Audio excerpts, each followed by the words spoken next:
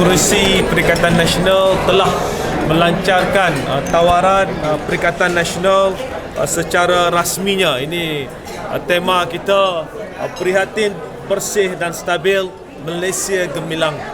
Dalam konteks ini, jika kita lihat tawaran ini secara keseluruhannya mengandungi 12 tunjang utama, 30 pendekatan dan 234 tawaran. Jadi sebentar tadi telah dijelaskan oleh Tan Sri Muhyiddin tentang sebahagian daripada tawaran-tawaran yang kita sediakan.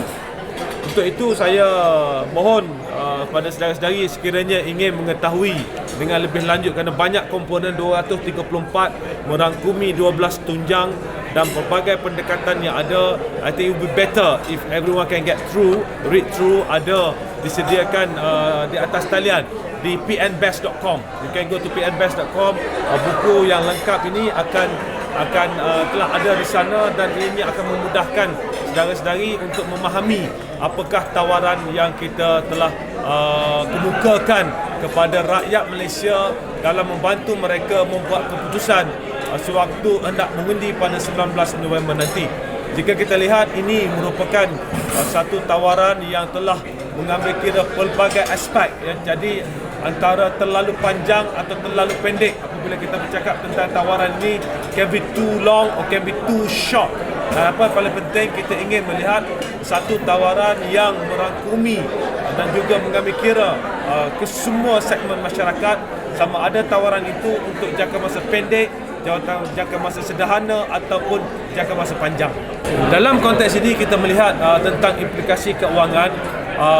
Beberapa tawaran, ada tawaran yang spesifik, sebagai contoh kita kata 2.5 bilion ringgit peruntukan untuk penyelenggaraan sekolah di sepanjang tempoh beberapa tahun ini. Kita ada sebut dalam konteks ini kita telah mengambil kira implikasi kos 2.5 bilion itu, namun kita lihat bahawa ianya merupakan satu keperluan mendesak. Sekiranya tidak dibuat sesuatu, kos yang pada masa akan datang akan menjadi jauh lebih tinggi.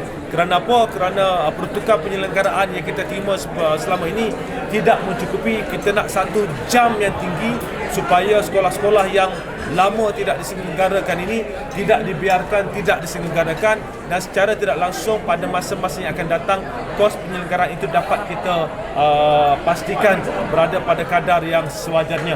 Begitu juga dengan tawaran kita berkaitan dengan 2.5 bilion ringgit kos untuk penyelenggaraan kuartus kerajaan. Ini merupakan satu perkara yang mana kita tahu ramai kaki tangan kerajaan menyentuh tentang penyelenggaraan kuartus. Maka kita peruntukkan untuk beberapa tahun ini, kita jelaskan dalam manifesto, kita peruntukkan 2.5 bilion ringgit setiap tahun.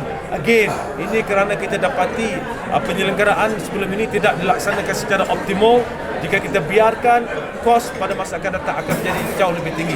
Jadi kita ambil kira semua perkara dalam secara umum. Ada tawaran yang umum menyentuh perkara dasar, ada tawaran yang spesifik, dan apapun kita prihatin tentang keadaan fiskal negara, ini merupakan perkara yang kita ambil kira dalam tawaran ini. Sebab itu, seperti mana yang dijelaskan oleh Tan Sri Muhyiddin tadi, bahawa tawaran ini adalah satu tawaran yang doable. Jika sewaktu Tan Sri Muhyiddin menjadi Perdana Menteri Perikatan Nasional, masuk sebagai sebuah kerajaan, kita tidak ada sebarang tawaran khusus. Namun begitu, apabila kita lihat sewaktu pandemik COVID-19, kerajaan pimpinan Tan Sri Muhyiddin Yassin telah menggerakkan keseluruhan pelbagai bentuk bantuan secara langsung, secara tidak langsung, berjumlah lebih 500 bilion ringgit dalam memastikan ekonomi negara dapat terus dipertahankan, kesihatan rakyat dapat terus dilindungi, dan akhirnya kita lihat bahawa pada hari ini ekonomi kita dapat recover dengan lebih baik berbanding dengan sewaktu pandemik tempoh hari, dan kita kembali kepada keadaan seperti mana sebelum pandemik COVID-19. Okay. We spend a lot of time to focus on Perikatan Nasional Manifesto, 234 tawaran. I would like to invite all of you to read through the tawaran and see how comprehensive is the tawaran. As I said, mengambil kira short term, medium term as well as long term. Ini mengambil satu tempoh yang panjang. Saya selaku pengerusi jawatankuasa, kita mengadakan pelbagai siri engagement. As I said, to find the right balance. Kalau terlalu panjang nanti terlalu banyak maklumat, mungkin there will be information overload for the readers. Jadi kalau terlalu pendek, ianya mungkin akan tidak menggambarkan keadaan sebenar dan tidak mengambil kira certain segment. Sebab itu to find the right balance until we get the final one, kita mengambil masa yang agak panjang. Okay. We got 234. I want you to touch on this one and then go through and see how serious we are dalam kita menyiapkan tawaran ini dan memastikan supaya tawaran kita ini adalah satu tawaran yang cukup baik bagi membolehkan rakyat membuat keputusan yang terbaik.